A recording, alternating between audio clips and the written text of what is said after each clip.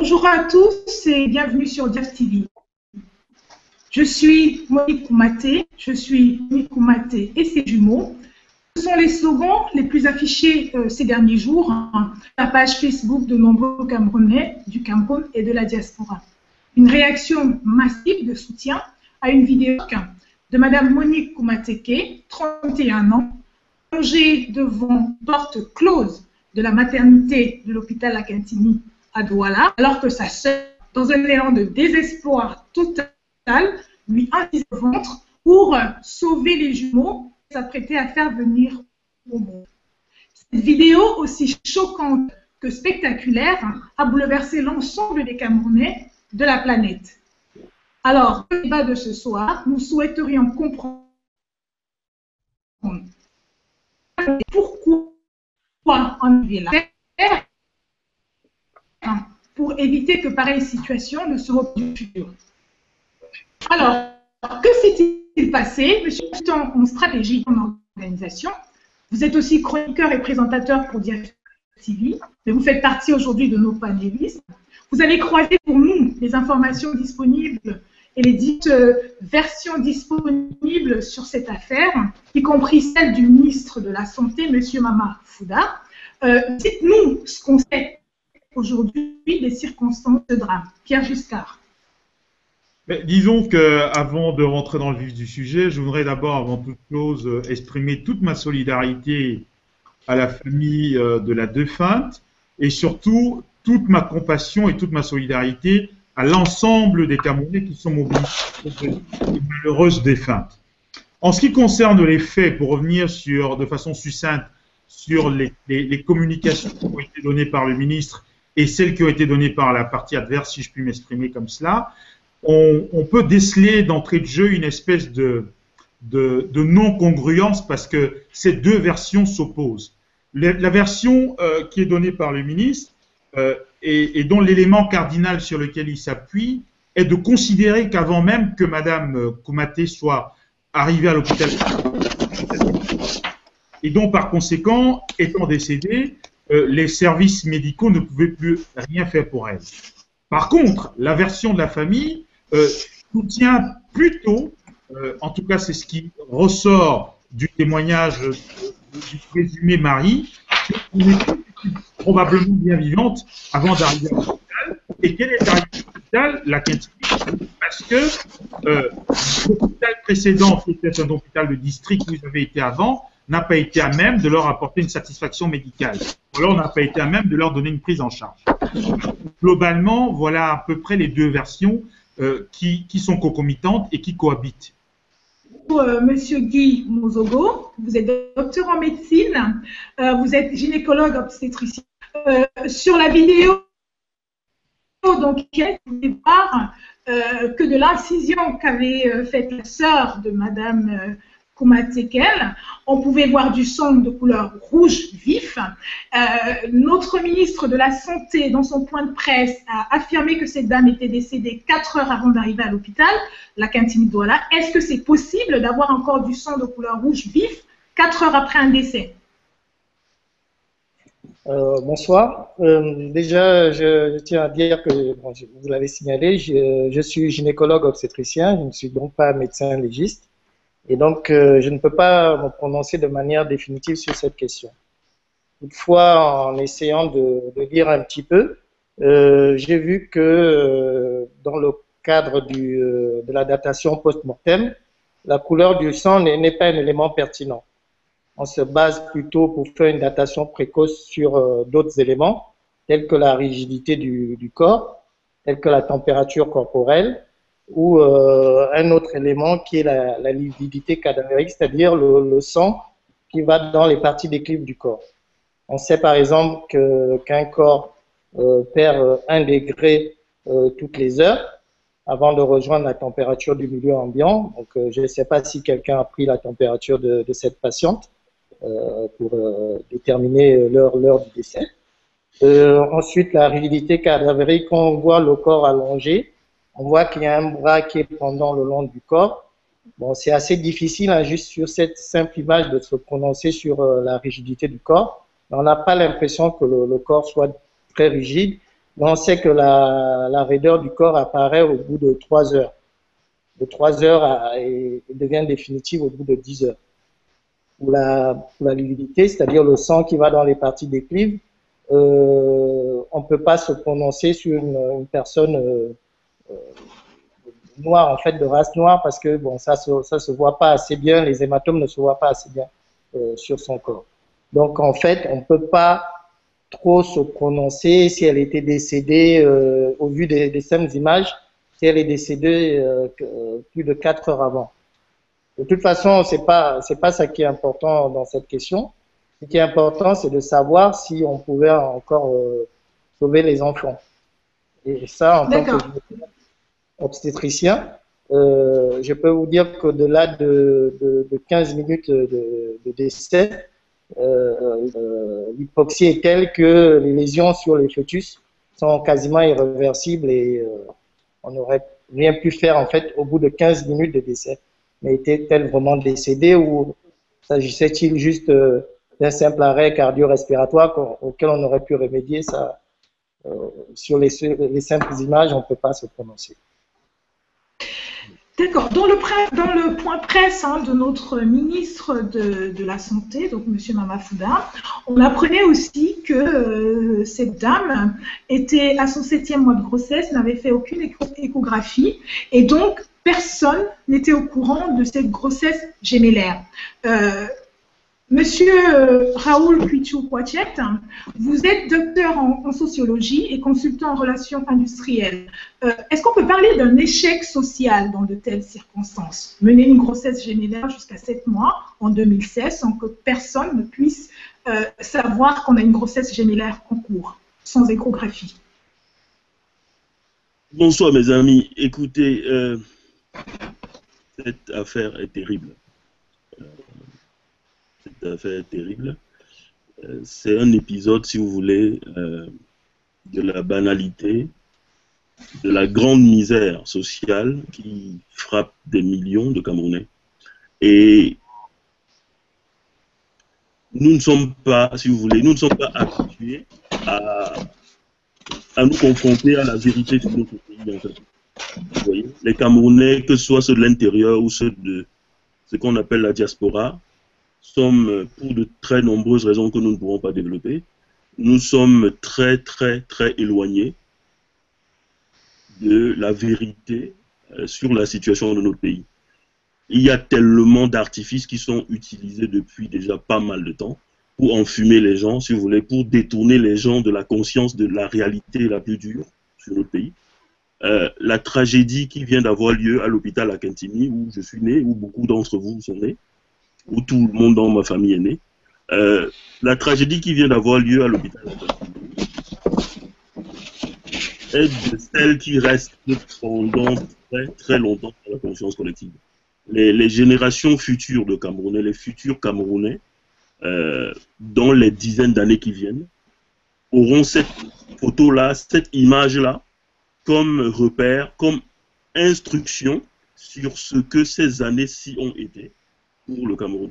Que ce soit possible, qu'il soit possible en 2016, en plein 21e siècle, qu'une dame évente une future manie, comme on dit chez les Bamlékés, une manie, une femme qui aurait mis au monde des jumeaux, sorte de son ventre 2 enfants morts, les grandissent comme pour dire au ciel, voici les jumeaux que vous avez mis dans le ventre de cette femme, les voici, ils sont morts, la femme elle est là, elle est morte. Elle regarde le ciel, cette femme, elle regarde le ciel, certainement, elle nous regarde aussi.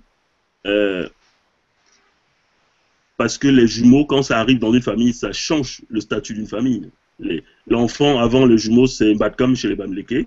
L'enfant après les jumeaux, c'est Nkangni chez les Bamlékés. Le papa des jumeaux s'appelle Tani, la maman s'appelle Mani. Plus jamais on appelle la mère des jumeaux Aline ou Georgette.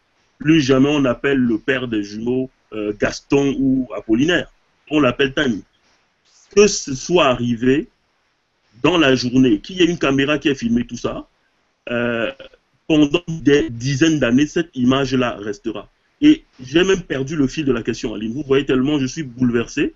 comme chacun et chacun d'entre vous, comme chacune des Camerounaises et des Camerounais de la diaspora, j'ai envie de dire quoi? Que échec, oui, l'enchaînement des événements, une femme qui a déjà 3 enfants, une jeune femme certainement pauvre, qui a 3 enfants et qui attend des jumeaux et qui, manifestement, n'avait pas un médecin qui la suivait. C'est quelque chose qui arrive à des millions de Camerounais.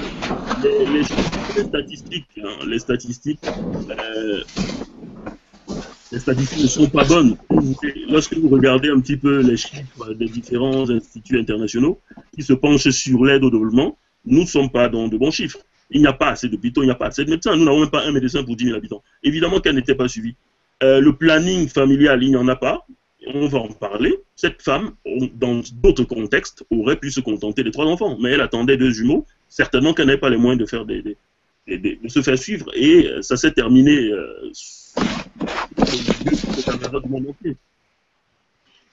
Docteur Mozogo, pouvez-vous nous apporter un éclairage, en tout cas un éclairage de par vos connaissances donc, médicales sur les raisons potentielles, les raisons probables du décès de cette dame dans le cadre de sa grossesse gémellaire?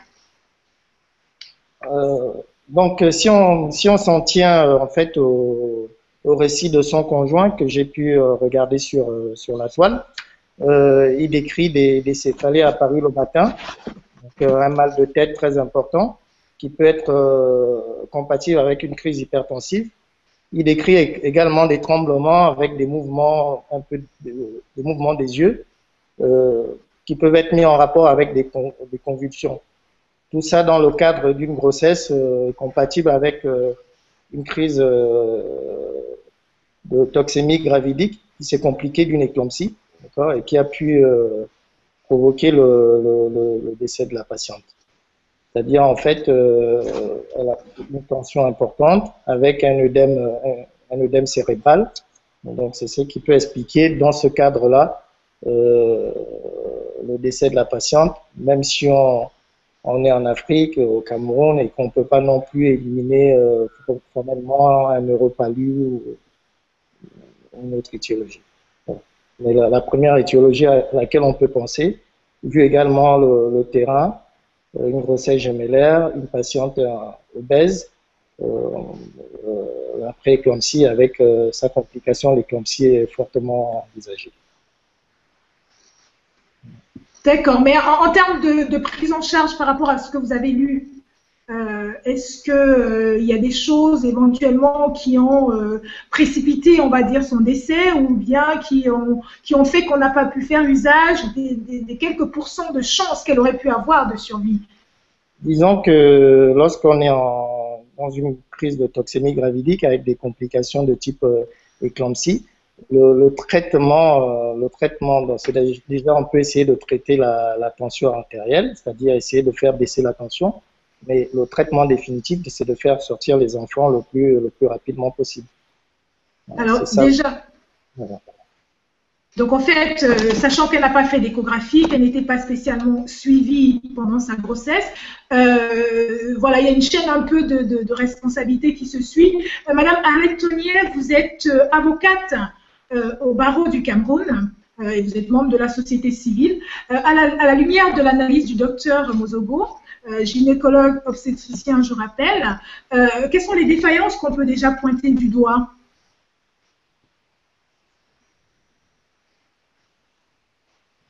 Madame Arlette Tonnier, je crois qu'on a perdu Arlette Tonnier. Vous nous entendez, Arlette?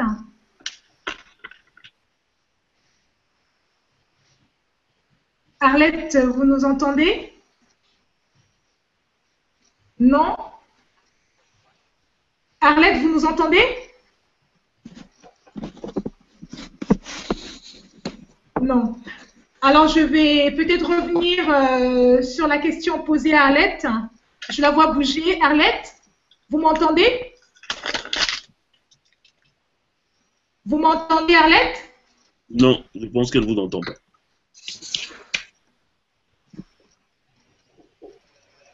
Alors, je vais revenir sur la question posée à Maître Arlette Tonnier une fois qu'on aura récupéré le son. Donc, entre-temps, je vais revenir vers Monsieur Raoul Puichoukwachet.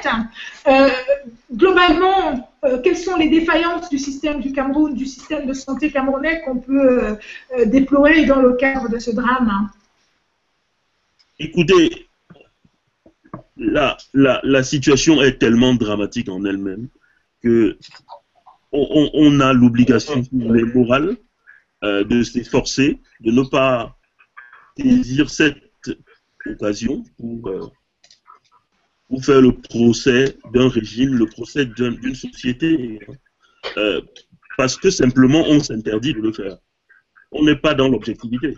Si on essaie d'être un petit peu rigoureux dans l'analyse, la tragédie qui vient d'avoir lieu à Douala met en cause un régime politique ancré. Évidemment que le régime politique est représentatif de la société, de la nation à laquelle elle participe. Il s'agit de nous mettre en cause nous-mêmes, en fait. Notre société, le Cameroun, a 25 millions d'habitants. 25 millions d'habitants. Nous sommes 153e rang 188 à l'indice du développement humain. Pourtant, le Cameroun a les potentialités fabuleuses que chacun et chacune d'entre nous connaît. Ça veut dire que le pouvoir au Cameroun n'a pas extrait, jusqu'à maintenant, le maximum de ce qu'il peut extraire des potentialités des Camerounais. Nous avons, pour 100 000 habitants au Cameroun, nous avons à peine 10 hôpitaux. Nous n'avons pas de lits d'hôpitaux. Nous n'avons pas de médecins. On vous parle d'à peine un médecin pour 10 000 habitants. Par conséquent, lorsqu'une femme est enceinte et qu'il n'a pas de moyen de se faire suivre par un médecin, et qui un jour, nous ne savons pas encore, l'instruction, les enquêtes vont nous le faire savoir, mais un jour, elle a eu des problèmes. Elle a décidé d'aller à l'hôpital, mais il était trop tard. Elle s'est retrouvée transportée dans un taxi quelconque. On dit même qu'elle se serait fait transporter dans la malle arrière. Je ne sais pas si vous vous rendez compte de l'abaissement qui nous touche tous.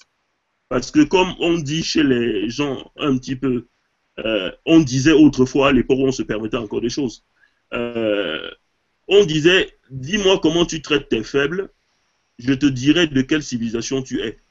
Vous voyez, quelqu'un qui n'a pas les moyens de se soigner, de se faire suivre, se retrouve en très grande difficulté. Il n'y a pas une ambulance dans un hôpital de district quelque part. Nous n'avons pas les moyens, le Cameroun n'a pas les moyens de prendre en charge toutes les femmes enceintes au Cameroun, puisque le taux de fécondité est trop élevé au Cameroun. Le taux de fécondité approche les 5 par femme au Cameroun. C'est trop. Ça ferait des dizaines de milliers de femmes par an qui pourraient suivre. Le Cameroun ne peut pas financer ça. Le problème simplement, c'est qu'en amont, il y a des choses qu'on peut faire. On peut organiser une grande ville comme Douala, qui a 5 à 6 millions d'habitants, selon les statistiques projetées. On peut quand même se débrouiller pour que dans chaque district, il y ait quand même une ambulance. Qu'on régulerait dans des cas d'urgence, on n'a pas fait. Elle s'est retrouvée à l'hôpital à Quintigny. Le personnel de l'hôpital à Quintigny est débordé. Il ne s'agit pas de le défendre, ce personnel. Mais il est débordé dans un environnement matériellement extrêmement dégradé, où les gens ne sont pas très bien traités. Je parle des soignants, où chacun se prend en main, etc. Dans un environnement où la vie d'un homme ne pèse pas lourd. Et si vous voulez, l'échec, comme vous disiez, Aline, l'échec est collectif, c'est une faillite de la société. Et on ne peut pas, parce qu'on s'interdit encore une fois, on ne peut pas là, alors qu'elle n'est même pas encore enterrée, cette pauvre dame et ses enfants, on ne peut pas aller au bout de la logique qu'on devrait adopter. C'est-à-dire la logique d'une critique absolument radicale, parce que ce qui vient de se passer est absolument radical. Il est foncièrement anti-civilisationnel de voir une femme se faire ouvrir, je ne l'avais jamais vu, personne d'entre vous l'avait vu, ouvrir devant les grilles d'un hôpital, alors qu'on est dans un environnement où il devrait avoir des vigiles, des aides-soignants autour de la personne. Sa sœur est seule à le faire. Et j'ai envie de dire, ça se passe de commentaires, hein, en fait. Maître Arlette Tonnier, on va essayer de savoir si votre son marche. À la lumière...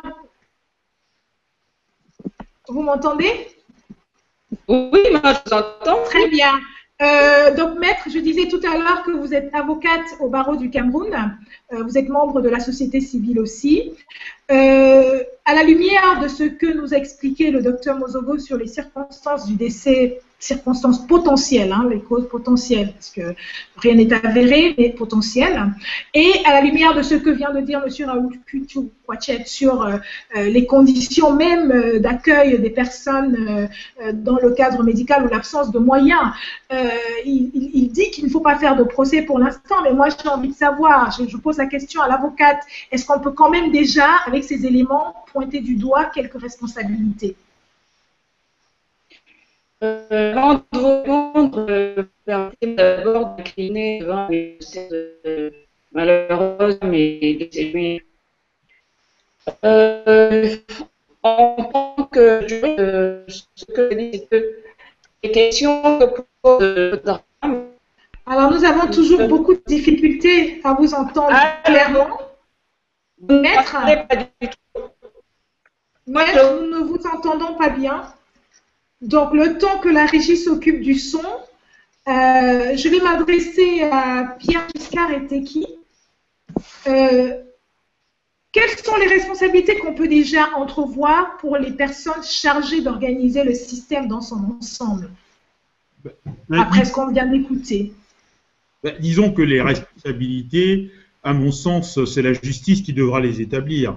Mais si votre question va au-delà du cadre judiciaire et pose une question d'ordre politique, alors on peut y apporter des réponses. Disons que, partant du simple constat que la vocation de l'hôpital est de sauver la vie, si on réalise que l'hôpital devient le lieu même où la vie est ôtée, on s'interroge quand même sur la responsabilité de l'appareil, de la prise en charge générale au niveau de la santé publique. Et de ce point de vue, si j'ai des responsabilités à identifier, elles sont bien évidemment des responsabilités politiques. Il s'agit d'une faillite politique du ministre de la Santé publique. Ça, c'est mon point de vue. Et au-delà même de la cascade des responsabilités qui peut s'en suivre, le premier responsable et la première des personnes qui devrait tirer toute sa responsabilité de cette affaire, c'est le ministre de la Santé publique. Alors, je vais peut-être rappeler qu'en début d'année 2016, on a eu un précédent, un autre cas de négligence ou de prise en charge insuffisante au sein d'un autre hôpital, dans le cadre toujours d'une grossesse et d'un accouchement. Justement, à la suite de ce premier drame, enfin de ce premier, il y a plusieurs drames qui se passent dans les hôpitaux de ce type-là. Simplement, aujourd'hui, Madame Koumatekel Monique, ainsi que ce médecin, docteur Ngonkana Hélène, qui est décédé justement en étant enceinte aussi à la suite d'une mauvaise prise en charge, sont devenues les images un peu qui cristallisent l'échec simplement du système. Donc, à la suite du cas de ces dames, le ministre que vous pointez du doigt, M. Mamafouda, avait pris et avait rendu une circulaire obligatoire dans laquelle il instruisait l'ensemble des services d'urgence à prendre en charge les malades en situation d'urgence vitale sans avance de fonds. Et dans un deuxième point, il demandait à tous les hôpitaux d'organiser les gardes avec un personnel en responsabilité qui soit aguerri. Alors, finalement, ce n'était pas suffisant. Écoutez, il faudrait peut-être remettre dans le cadre juridique, droit administratif, ce que c'est qu'une circulaire. Comme son nom l'indique, une circulaire, c'est une information ou une circulaire instructive qui donne une instruction à l'ensemble des agents administratifs d'agir dans un certain sens. Mais il est évident qu'entre la circulaire et les actions qui sont mises en œuvre, il peut y avoir un véritable gap. Et d'ailleurs, le cas que nous vivons ici traduit bien que la circulaire n'est pas suffisante elle-même pour induire l'action. Donc, il faudrait que les uns et les autres arrêtent de se cacher derrière des instruments administratifs pour diluer leurs responsabilités. Je rajoute et j'insiste sur le fait que l'action d'un ministre de la République en charge de la santé publique est de doter l'institution hospitalière des ressources qu'il faut et de contrôler l'activité de l'institution hospitalière est de s'assurer que l'effectivité de l'instruction au travers de la circulaire qu'il a émise est effectivement atteinte. Manifestement, ce n'est pas le cas, et c'est finalement ce que j'appellerais de la répétita qui malheureusement nous conduit à des situations extrêmement dramatiques, comme on en connaît encore une aujourd'hui. Je voudrais rajouter simplement un seul élément, qui est celui selon lequel connus par le grand public ont peut-être eu la chance d'être médiatisés. Mais à côté de cela, il y a des milliers de Camerounais qui vivent la même réalité sans que cela ne soit relayé par les médias et dans l'anonymat total. Donc en réalité, il ne s'agit pas exclusivement de 2 cas, comme vous l'avez soulevé tantôt, il s'agit des milliers et des milliers de cas. Et l'urgence est plus que jamais à nos portes. Il faudrait que nous agissions et que nous interpellions le ministre de la Santé publique et voir le président de la République sur ce sujet-là. Donc, en effet, on l'a dit tout à l'heure, Monique Koumatekel, Hélène Gonkana, ce sont des visages aujourd'hui qui sont les visages visibles des milliers de personnes anonymes qui décèdent tous les jours à cause des négligences ou des prises en charge insuffisantes dans les hôpitaux du Cameroun. Maître Arlette Teniet, je voudrais vous redonner la parole pour aborder la question un petit peu des responsabilités d'un point de vue légal, judiciaire. Je rappelle que vous êtes avocate au barreau du Cameroun. Que pourriez-vous dire sur les responsabilités dans cette affaire, à la suite des analyses des uns et des autres?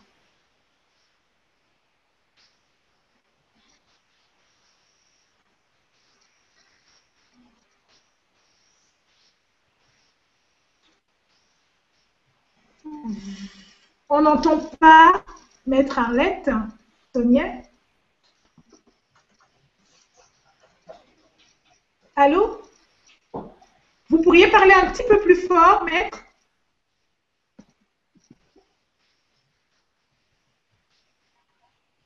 Alors, je pense qu'on a toujours un souci avec le son de Maître Arlette Teniet. Je vais peut-être enchaîner. Docteur Guy Mozogo, dans un environnement où les femmes ont peu de moyens finalement financiers et matériels pour se faire suivre correctement et où elles ne bénéficient pas de gratuité de suivi dans le cadre d'une grossesse, quelles sont vraiment les chances de survie d'une mère et de son bébé en cas de complications, même légères, d'une grossesse? Si on reprend un petit peu les chiffres OMS en ce qui concerne le Cameroun, on sait que la mortalité maternelle, c'est à peu près 1 sur 150. Donc une femme décède d'un accouchement tous les 150 accouchements. La mortalité néonatale, c'est à peu près 28 sur 1000. Donc un enfant décède tous les 40 accouchements. C'est des chiffres assez inquiétants puisque en termes de mortalité maternelle, c'est à peu près 75 à 100 fois plus qu'en France. C'est 2 fois plus que le Gabon voisin, par exemple. En mortalité néonatale, c'est 15 fois plus qu'en France. Donc, bon, il y a des améliorations à produire en termes de moyens matériels, moyens humains, vous l'avez déjà dit, mais aussi en termes de changement de mentalité, c'est-à-dire la rigueur, ne serait-ce que le simple humanisme pour éviter que cette femme, même décédée, ne se retrouve couchée à même le sol, qui plus est devant un établissement hospitalier. La décence aurait voulu qu'elle soit mise dans une salle, qu'elle soit prise en charge, que son corps au moins soit pris en charge, même si on ne pourrait plus rien faire pour elle. Voilà. Mais j'enchaîne dessus, docteur, pour parler du serment d'Hippocrate des médecins. Est-ce qu'il a encore un sens dans ces circonstances-là? Est-ce que le personnel médical qui était à l'hôpital a tout simplement perdu les engagements qui ont été pris à la fin de leurs études pour servir les patients, même les plus indigents? Bon, on ne peut pas complètement dire que le serment d'Hippocrate soit oublié. Le serment d'Hippocrate, c'est un peu un cadre éthique Mais c'est vrai que ces personnes aussi exercent dans des conditions très difficiles. Si on reprend quelques mots du serment d'Hippocrate, il dit, je l'ai ici, mon premier souci sera de rétablir, de préserver ou de promouvoir la santé dans tous ses éléments, physiques et mentaux, individuels et sociaux. C'est-à-dire, il concerne les médecins, il concerne aussi les pouvoirs publics qui doivent offrir des moyens, mais il concerne aussi les citoyens qui se doivent d'aider leurs prochains quand ils se retrouvent couchés par terre, de ne pas se contenter de le filmer simplement ou de le laisser là dehors en perdant toute sa dignité. Le serment d'Hippocrate dit aussi que je respecterai toutes les personnes, leur autonomie et leur volonté, sans aucune discrimination selon leur état ou leur conviction. J'interviendrai pour les protéger si elles sont affaiblies, vulnérables ou menacées dans leur intégrité ou leur dignité. Donc ça veut tout dire, c'est pas seulement, ça ne concerne pas que les médecins, ça concerne la société dans laquelle on vit, c'est juste un cadre éthique dans lequel tout le monde doit essayer d'apporter sa pierre, pour lequel chacun doit faire un effort, notamment les pouvoirs publics. Mais alors, est-ce que les pouvoirs publics, là je m'adresse au docteur Raoul Puicho-Poitiet, est-ce que les pouvoirs publics sont finalement débordés par ces responsabilités-là? Pierre Giscard évoquait la responsabilité du ministre de la Santé, notamment, mais est-ce que globalement les pouvoirs publics sont dépassés? Mais écoutez, Aline, moi, je vous ai dit que je m'impose simplement une sorte de délai de décence. Mais il nous reviendra, nous, société civile camerounaise, même éloignée du pays, il nous reviendra d'éclairer ce qui vient de se passer, de mettre en perspective ce qui vient de se passer, et de la façon la plus implacable qui soit. Écoutez, le régime actuel qui gère le Cameroun, lorsqu'il prend le pouvoir en 82, les Camerounais sont à peine 10 millions. 10 millions. Aujourd'hui, les Camerounais sont 25 millions. En 2050, c'est-à-dire dans 34 ans, les Camerounais seront plus de 50 millions. Lorsque vous regardez même de loin la façon dont le Cameroun est géré, rien n'est anticipé. Un gouvernement n'est pas là pour prendre des décisions en réaction à des événements tragiques. Docteur Ngonkana meurt, on signe un décret. La pauvre Madame Koumatekel meurt avec ses jumeaux dans son ventre. On va prendre quelques décisions, mais c'est une plaisanterie. Quand on gère un pays aussi jeune que le Cameroun, on est dans la très grande anticipation. C'est ça où on part, on démissionne. Parce que c'est un pays où tout est à construire. Je vais vous citer un exemple très simple, parce que nous avons la chance d'avoir un médecin qui pourrait techniquement discuter de ces choses-là. Mais ce qui se passe là, sur l'incapacité absolue du pouvoir à faire face aux besoins sanitaires du Cameroun, je vais vous faire voir un truc. Sachez que, souvenez-vous, il ne s'agit pas de savoir, lorsque nous étions gamins au Cameroun, nous avions de l'eau potable dans toutes les maisons qui avaient les moyens de payer, et ce n'était pas très cher.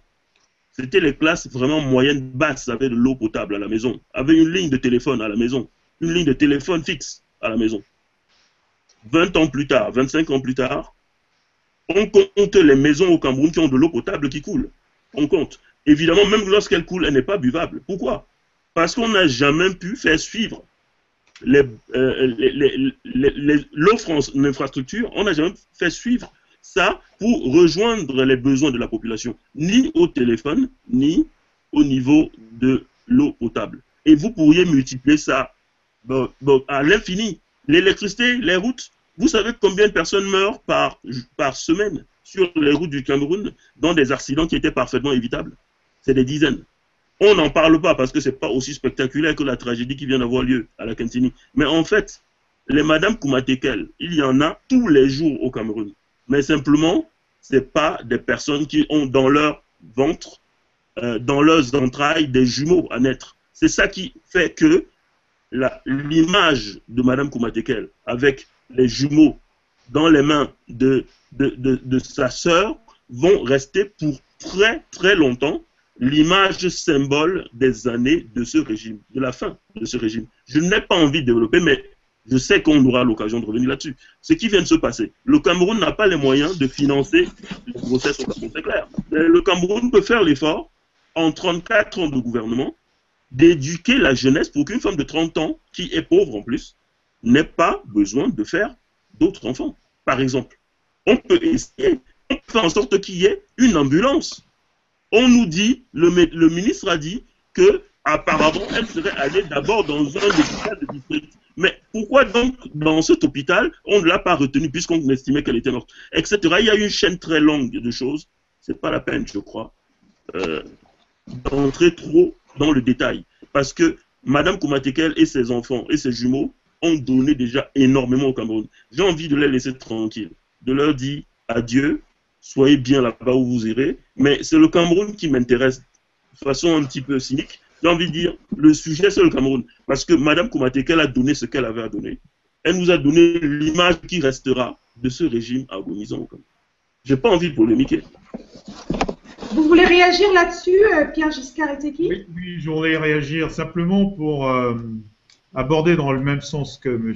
Raoul Putua. Effectivement, comme il disait tantôt, ce fait qui semble être un fait divers malheureux est simplement symptomatique de la dérive politique et la dérive sociétale, de la dérive culturelle que notre pays connaît et dont la responsabilité est imputable à un seul individu, c'est-à-dire celui qui nous dirige depuis bientôt 32 ans.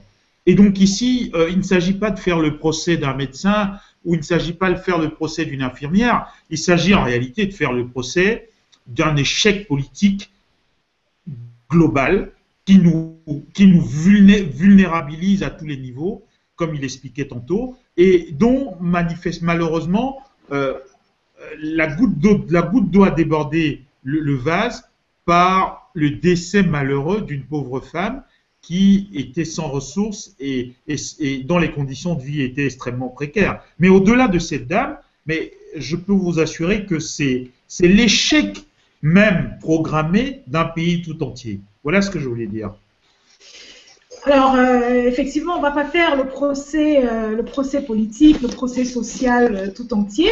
Il n'en demeure pas moins qu'il y a des responsabilités qu'on peut quand même déjà pointer du doigt aujourd'hui, à la lumière de ce qu'on connaît des faits, même des responsabilités individuelles. J'ai envie de recueillir le point de vue de maître Arlette Tonnier qui est avec nous, Arlette Tonnier qui est avocate au barreau du Cameroun. Votre avis sur les responsabilités après les analyses des uns et des autres, que peut-on dire déjà aujourd'hui ?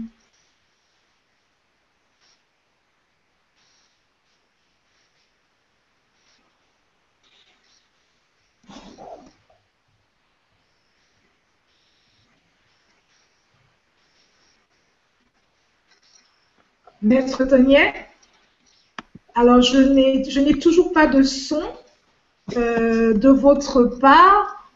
Je vais m'adresser au docteur Guy Mozogo. Je vais reposer la même question différemment. On fait pas le procès social, le procès politique. Mais d'un point de vue médical, est-ce qu'il n'y a pas quand même des responsabilités qu'on peut commencer à indexer tout en restant, tout en restant professionnel? Est-ce qu'il y a des choses qui auraient pu être faites différemment? Oui, si on est dans un monde idéal, comme par exemple en France, c'est-à-dire un suivi de grossesse, c'est 7 consultations par grossesse.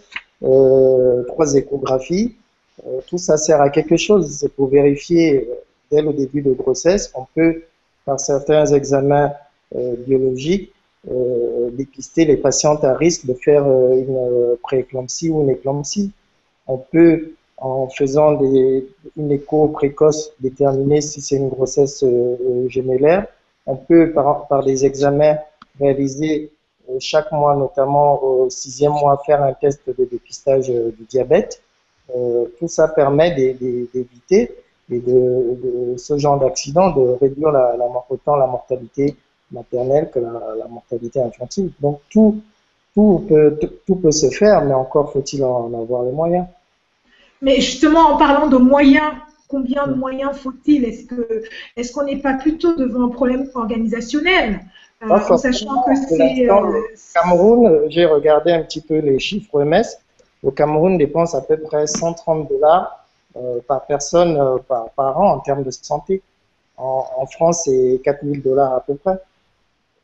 Mais si on compare aux pays de même niveau? Si on compare, je ne sais pas si le Gabon est un pays de même niveau. Bon, les mêmes accidents peuvent arriver au Gabon, hein, mais le Gabon, par exemple, dépense 800 dollars. Donc, c'est 6 fois plus. Donc, c'est déjà, par rapport à un pays africain voisin, il y a déjà une perte de chance rien qu'en traversant la frontière. Donc, ça fait carrément 8 fois plus. Voilà, mais que se passe-t-il au Cameroun? Pierre Giscard était qui? Que se passe-t-il 8 fois plus chez nos voisins gabonais? Hein, comment ça se fait qu'au Cameroun, on ne puisse pas mettre plus de moyens pour préserver la santé des Camerounais, des citoyens, tout simplement? Mais avant de répondre à cette question, je voudrais quand même revenir sur un propos que vous avez tenu tantôt, qui est d'ailleurs le propos ambiant que j'entends assez souvent depuis le début de la soirée, qui est celui selon lequel il ne faut pas faire de procès. Ben, évidemment, on peut pas, nous ne sommes pas habilités à faire le procès d'un point de vue judiciaire ou légal, mais en tout cas, on peut au moins se permettre de faire un procès politique. Ce qui arrive dans notre pays est quand même symptomatique, c'est le moins qu'on puisse dire, d'un échec politique qui devrait normalement donner lieu, ne serait-ce qu'à une critique politique. Okay, et c'est à cette critique politique que j'ai envie de m'évertuer ce soir. Écoutez, notre pays, le Cameroun, est un beau pays, est un pays qui regorge d'énormément de ressources, mais le constat malheureux que nous pouvons tous partager est que nous nous acheminons jour après jour vers les abîmes les plus profonds dans ce pays-là.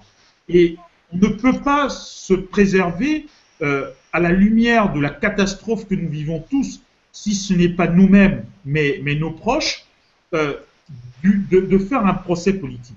Donc, il est évident que le fait que un pays comme le Gabon, par exemple, investisse davantage sur la santé publique, montre bien l'intérêt qu'un pays comme le Gabon peut structurellement accorder aux questions relatives à la santé.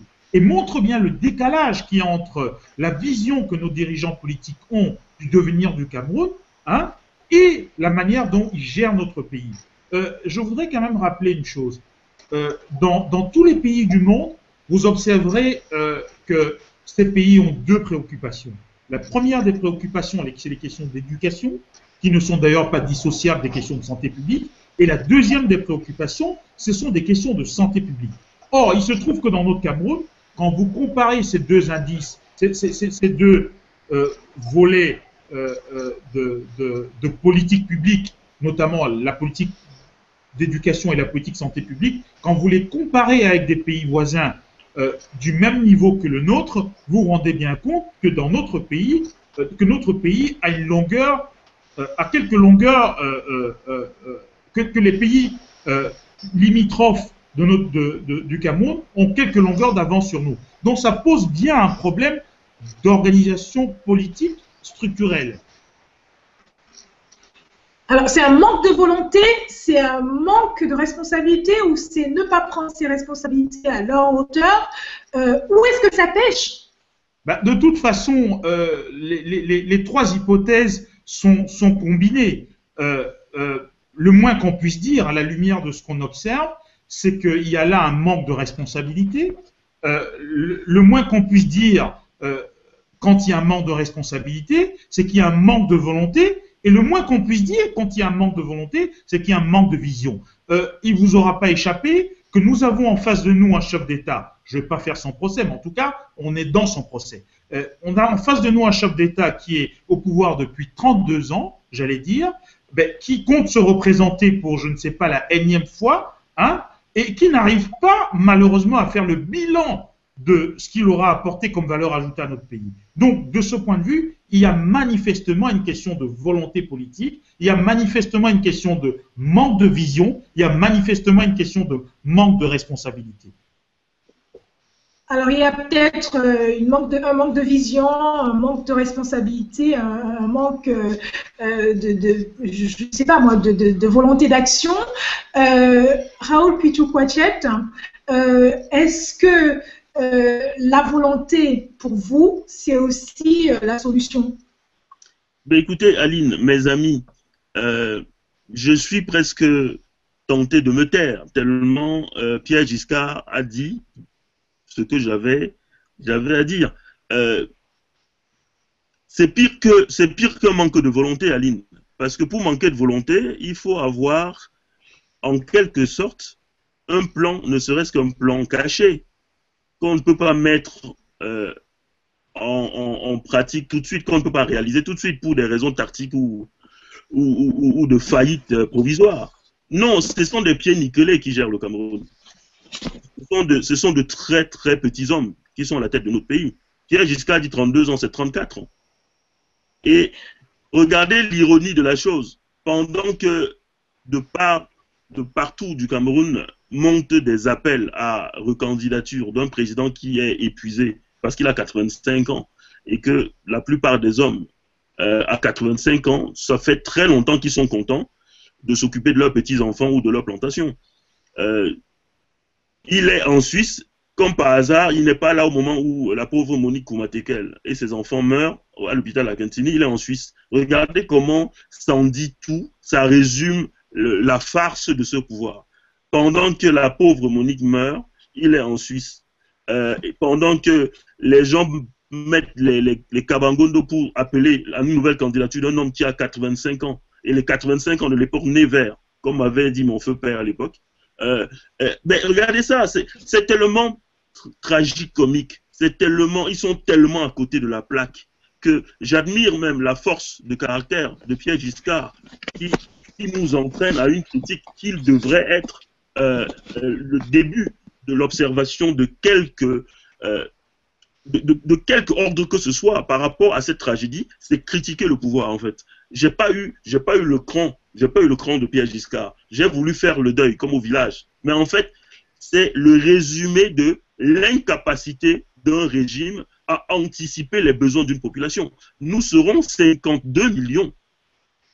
Ce sont les projections médianes des organismes statistiques internationaux. Je dis médiane, pas haute. Parce que si c'est haute, c'est 65 millions que les Camerounais risquent d'être. Quand M. Biadonnet, président au Cameroun, ne disait pas 10 millions, nous sommes 25 millions. Il n'y a pas de route entre Douala et Yaoundé. Il n'y a pas de route entre Yaoundé, Ngaoundéré ou Marois. Il n'y a rien. Qu'est-ce qui se passe tous les jours, les Camerounais meurent? On dit qu'il n'y a pas un médecin pour 10 000 Camerounais, non loin de Pierre Giscard. Combien de Camerounais sont à Bruxelles? Médecins, pharmaciens, dentistes, sages-femmes. Combien à Paris? Combien à Houston? Combien à Londres? Est-ce que vous avez observé le début d'une volonté politique de rapatrier 10% des Camerounais qui sont à l'étranger? Ils n'ont pas envie. Ils veulent rester entre eux. C'est-à-dire les quelques-uns qui ont pu accéder à la position de prédation, qui forment le clan, la caste au pouvoir.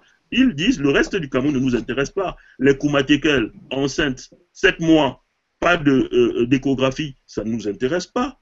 Mais ce qui nous intéresse, c'est les pauvres personnes de la société civile qui ont la possibilité de s'agiter et d'éveiller la conscience des Camerounais. Ceux-là, ils nous intéressent. On va les mettre au comité central, on va les nommer à ici et là, on va couper l'herbe sous le pied. La société civile, c'est le levier par lequel la transformation d'un pays se fait. Au Cameroun, il n'y a pas de société civile. S'il y en avait eu une, vous les auriez vues par centaines, par milliers devant l'hôpital à Kintini. Il n'y en a plus au Cameroun. Ce pouvoir, une seule préoccupation, c'est d'étouffer le Cameroun. Ils y sont presque parvenus, mais je suis trop long à ligne. Pardon, je voudrais résumer parce qu'après, j'ai rien dit. J'ai rien à dire.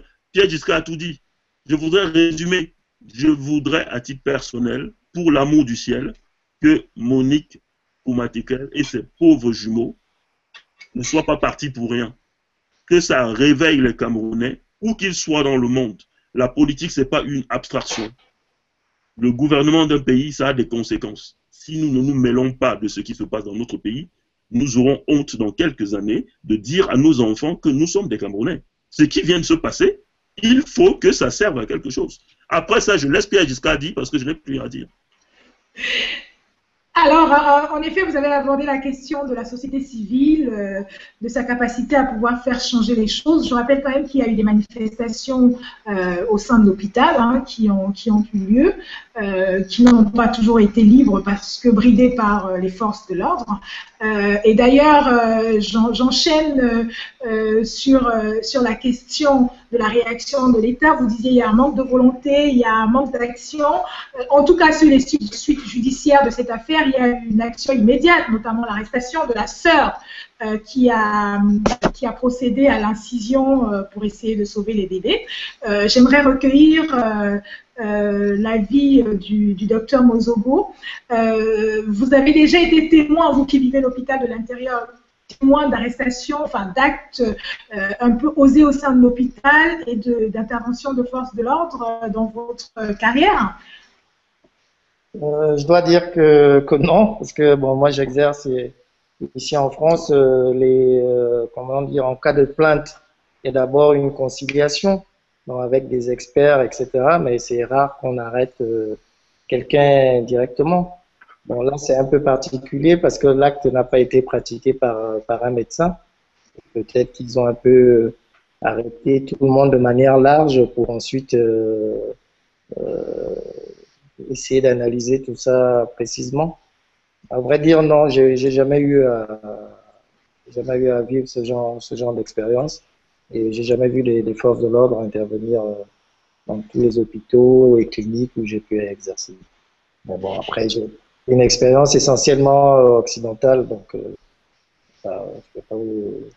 Néanmoins, est-ce que vous arrivez à vous imaginer qu'au sein de l'hôpital, la sœur désespérée décide de faire une incision pour sauver les bébés, qu'elle arrive au bout de cet acte, sorte les bébés sans qu'aucune personne du corps médical ne vienne même pour l'aider, quitte à être en désaccord avec, je ne sais pas moi, les règles professionnelles?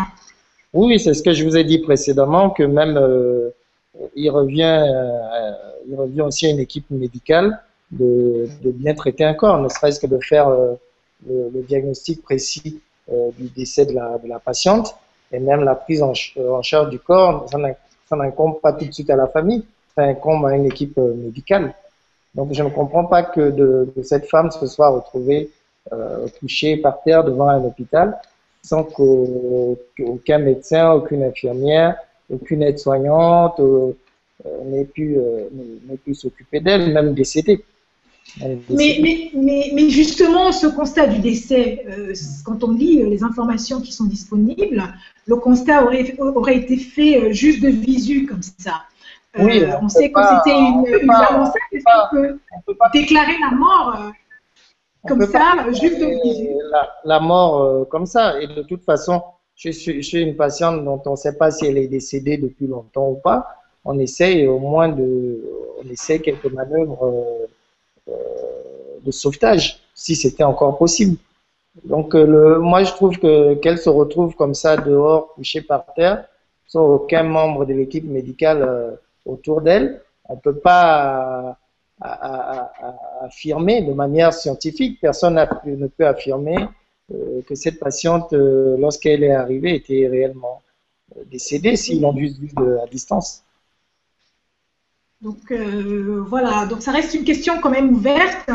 Je voudrais peut-être qu'on enchaîne sur la dernière partie de ce débat. On souhaite tous, les uns et les autres, que cette situation n'arrive plus, que ce type de drame ne se produise plus. Que pouvons-nous faire avec tout ce qu'on a échangé ce soir, toutes les analyses qui ont été faites? Quelles sont les actions peut-être prioritaires qui peuvent être engagées pour permettre d'améliorer les choses? Je m'adresse à Pierre Giscard. Mais écoutez, on ne peut pas prendre des actions isolées et des actions singulières. Comme je vous l'ai dit d'entrée de jeu quand j'ai pris la parole, il s'agit d'un système. Il s'agit d'un système qui a perdu la boule, qui n'a plus de boussole. Il s'agit d'un système qui est autiste. Il s'agit d'un système qui n'entretient aucune relation avec son environnement direct. Donc, la première des choses que nous devons faire, ma foi, malheureusement, c'est de mettre tout en œuvre pour que l'hémorragie que ce système nous impose s'arrête. Il faudrait absolument que la société civile, qui est jusqu'ici atone, à mon sens, qui est très amorphe comparée à la mobilisation que certains pays par ailleurs connaissent, devant des situations qui sont relativement moins malheureuses que celles qu'on a connues ici, il faudrait que la population civile, il faudrait que la société civile camerounaise et la population dans son ensemble prennent conscience que ce régime est en train de nous conduire vers la mort collective et qu'il serait plus que jamais temps que nous nous mobilisions comme un seul homme pour demander son départ. Je pense qu'il n'y a pas d'autre solution. Parce qu'on aura beau pavoiser, on aura beau se dire des choses, comme on se l'est dit ce soir, on aura beau faire des émissions de télévision, on aura beau débattre, discuter, mais ça ne changera rien parce qu'en réalité, ceux qui détiennent les leviers pour initier et amorcer un changement quelconque, c'est ceux qui détiennent le pouvoir. Donc, il faut absolument que ce pouvoir soit détruit pour que nous puissions, à partir de la tabula rasa, reconstruire à nouveau. C'est mon point de vue. Alors, quand vous parlez de système à détruire, vous parlez un petit peu de rentrer plus ou moins en conflit, quitte à ce qu'il soit réprimandé, j'en sais rien. Je pense qu'on n'attendra pas que la société civile se lève et change la donne. On utilisera les moyens disponibles, justement, dont ils disposent. Il ne vous aura tout de même pas échappé qu'on nous a fait une mascarade électorale en considérant que c'est le moyen démocratique au travers duquel les opinions s'expriment, que jusqu'à présent, alors qu'il y a une impopularité rampante du chef de l'État, il remporte les élections à 90%, si ce n'est pas 100% chaque fois. Donc il y a là manifestement un problème de système où les choses sont bâillonnées, où les choses sont structurellement soudées, et où les mêmes causes reproduiront les mêmes effets. Et donc, si je vais vous le dire, je vais vous dire les choses de façon très directe. Je ne vais pas tourner autour du pot. Dans ce pays-là, c'est mon point de vue, il faudrait absolument qu'il y ait, je n'ose pas dire le mot, mais en tout cas, il faudrait qu'on utilise d'autres moyens que des moyens démocratiques pour pouvoir créer des conditions de l'alternance. Raoul Pichou-Poitiet. Eh bien, écoutez, Aline, c'est incroyable, je n'ai rien à dire. Alors que vous me le savez plutôt bavard, souvent. Pierre Giscard a dit ce que je n'aurais pas osé dire un jour de deuil, si vous voulez. Parce que je sens le corps de cette Monique, Koumatekel, et ses jumeaux. Ça m'a paralysé, comme beaucoup d'entre vous. Mais Pierre Giscard a su aller au-delà. Et je lui sais gré, parce que c'est fort ce qu'il fait. Dire aux Camerounais que ce régime-là, il nous abîme tous, sans exception aucune. Que vous soyez à Paris, à Bruxelles, à Saint-Étienne comme le docteur, que vous soyez à Chicago, à un moment ou à un autre, vous serez confronté à ce régime. Pour ne pas être long, j'ai envie de vous citer quelque chose voilà, pour abonder dans le sens de Pierre Giscard. Je vais vous citer quelque chose qui pourrait sembler anecdotique, mais qui résume la donne sur ce régime. Vous savez, le Camerounais, le musicien camerounais le plus brillant de notre temps, puisque Manu Dibango, le regretté Francis Bébé, c'est la génération de nos parents, ils ont légué déjà à la postérité pour toujours leur œuvre magnifique, mais le plus brillant des Camerounais d'aujourd'hui, c'est Richard Bona. Contrairement aux autres formatés par ce régime, qui sait asservir les gens, avilir les gens, qui vous met à genoux pour vous supporter, pour vous tolérer. Lorsque vous êtes brillant, on vous met à genoux.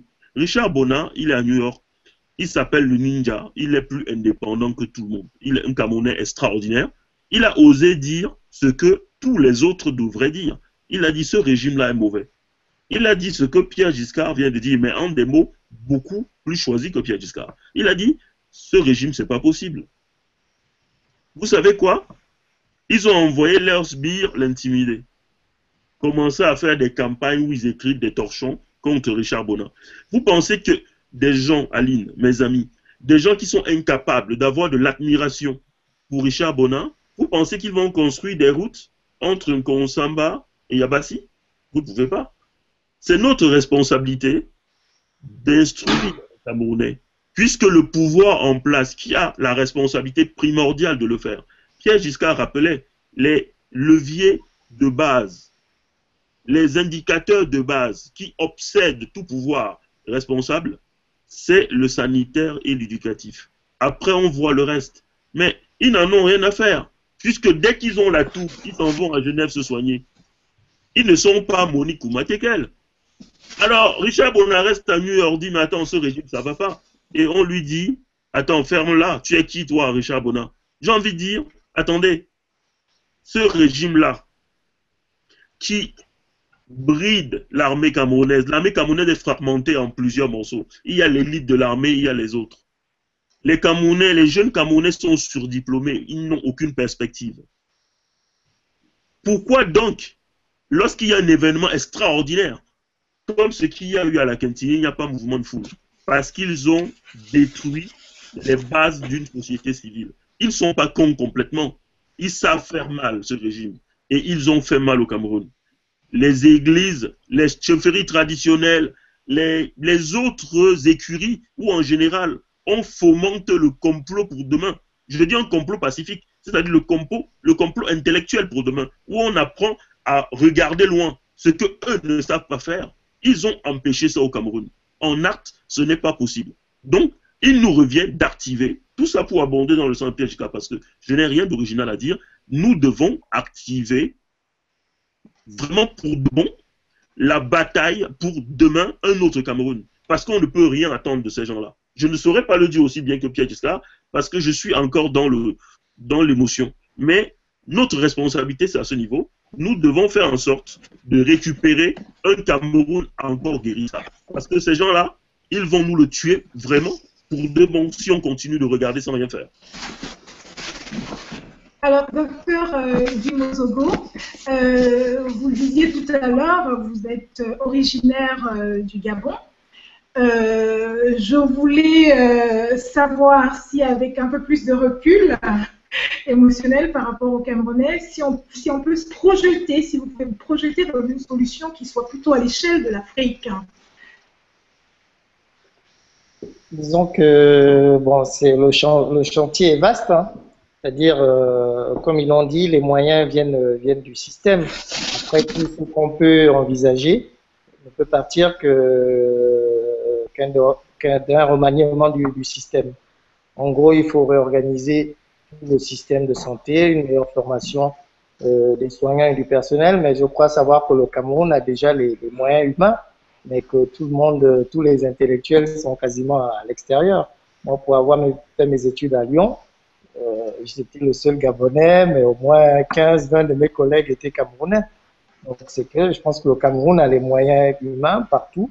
Tous les médecins que je connais, les pharmaciens, y compris à Saint-Étienne ici, à Lyon, à Londres, où j'ai pu aller pendant 1 an, étaient tous Camerounais. Je pense que le Cameroun a les moyens humains qu'il faut, mais que tout le monde, pour des raisons peut-être de système, tout le monde est à l'extérieur. Donc déjà, pour les moyens humains, pour la formation, je pense que le Cameroun a ce qu'il faut, mais que peut-être que les gens attendent juste d'être dans un système où ils se sentent épanouis. Après, bon, il faut aussi une meilleure rémunération, mais bon, quand on accorde $130 par personne, les gens ne peuvent pas se satisfaire de ça. Même un médecin, même en ayant juré devant le serment d'Hippocrate, $130, il faut qu'il fasse vivre sa famille, ses enfants. Le serment d'Hippocrate, on évite de passer dessus. Il faut des ressources, du matériel. Donc, je pense que tout passe par une modification du système. Ça, c'est aussi un problème qui a été pointé du doigt, c'est justement que les spécialistes ne sont pas toujours disponibles aux urgences au moment où on a besoin d'eux, tout simplement, parce que, par ailleurs, ils doivent aller travailler dans des cliniques privées pour pouvoir arrondir les fins de mois et arriver à entretenir leur famille. Est-ce que... C'est quoi le salaire d'un médecin dans la fonction publique au Cameroun? Je pense que ça ne va pas chercher. Je sais qu'au Gabon, par exemple, c'est autour de 500 000 francs CFA. Au Cameroun, je pense que c'est largement moins. Donc, les gens ne peuvent pas se satisfaire de ça. Compte tenu des conditions de vie, la vie est quand même beaucoup plus chère. Et c'est la même chose au Gabon. Hein. Tous les médecins que je connais ont une activité parallèle dans une clinique, dans un cabinet médical. Tous.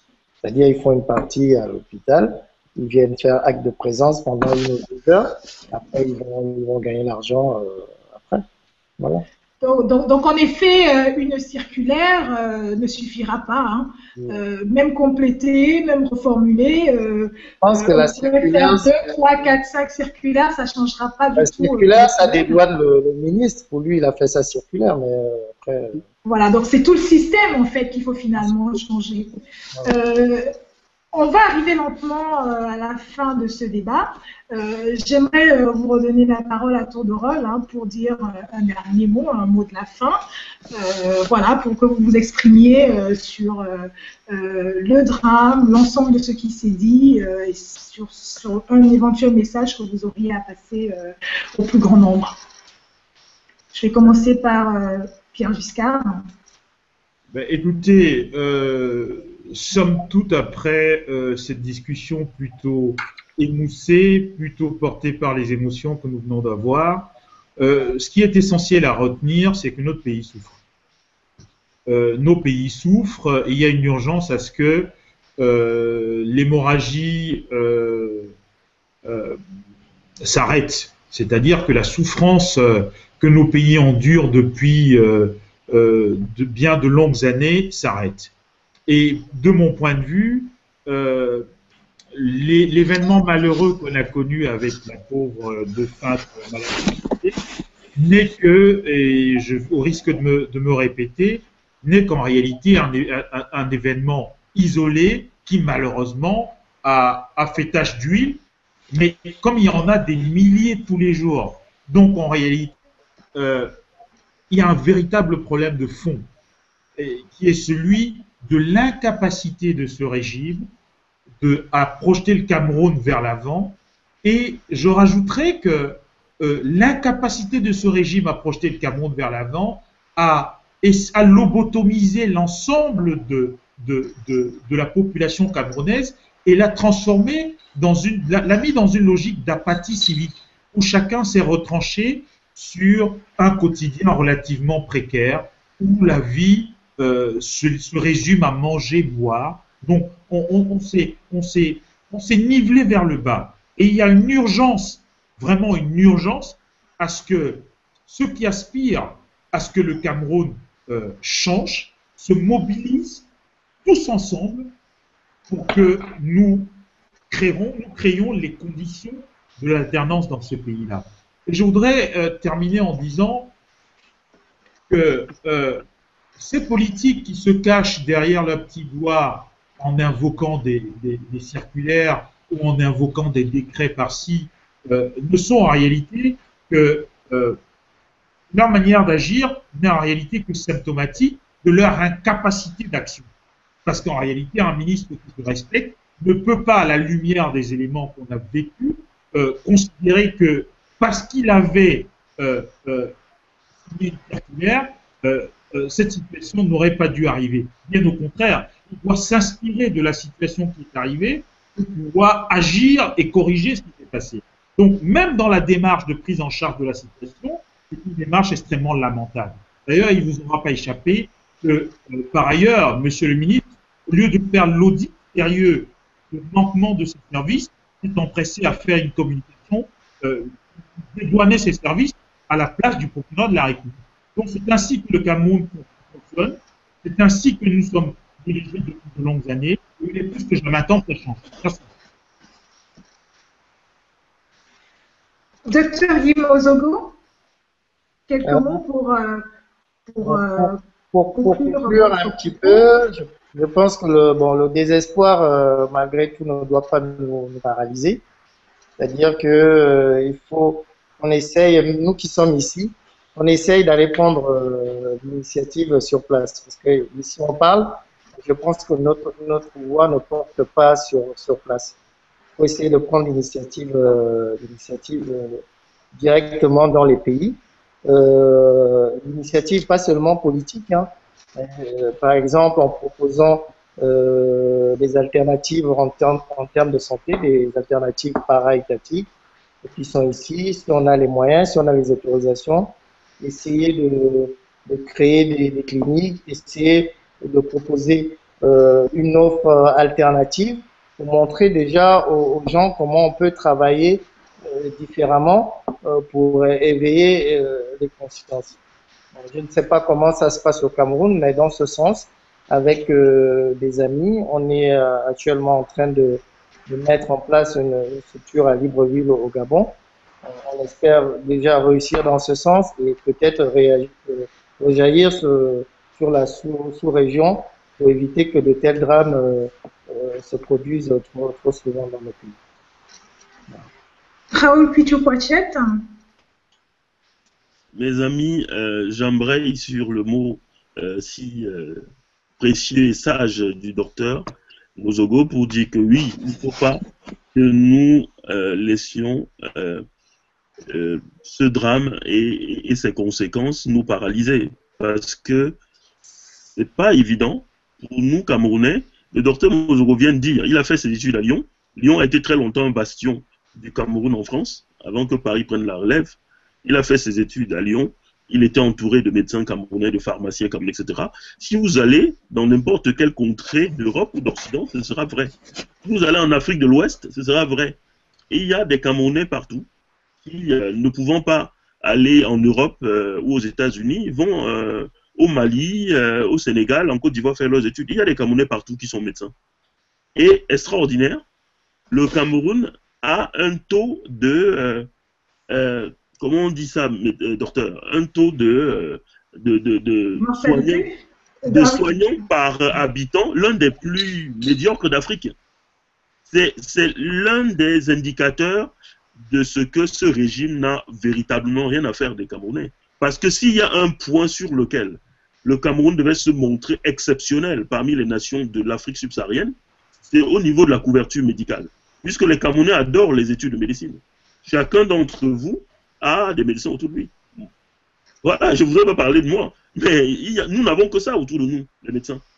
Et il n'y a pas de médecins au Cameroun. Ce qu'il y a au Cameroun, comme vient de dire Dr Mozogo, ben, ils sont obligés de tapiner, pour parler vulgairement, d'aller de clinique en clinique, parce que vous savez ce que ça veut dire. Lorsque une famille s'est endettée pour vous faire de longues études, après il vous revient, sociologiquement parlant chez nous, de vous occuper du reste de la famille.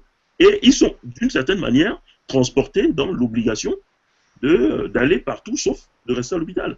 Et quand vous vous retrouvez comme la pauvre Monique, incapable de financer votre grossesse, qu'est-ce que vous faites?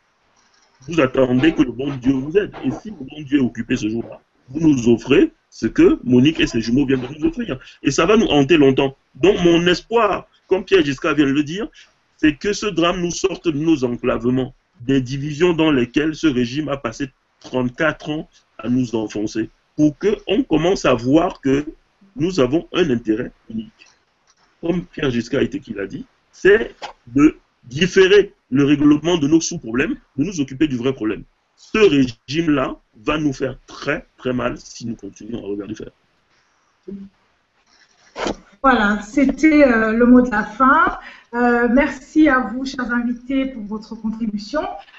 Monique Koumaté, Hélène Gonkana sont aujourd'hui les visages des milliers d'anonymes partis prématurément en raison de l'inefficacité de notre système de santé et de nos hôpitaux. Nous espérons, par le biais de ce débat, avoir contribué à la réflexion sur les voies et moyens pour améliorer les choses, pour que Hélène et Monique ne soient pas parties pour rien et pour que ces drames ne se reproduisent plus. Merci à tous de nous avoir suivis. À bientôt pour d'autres débats sur DFTV.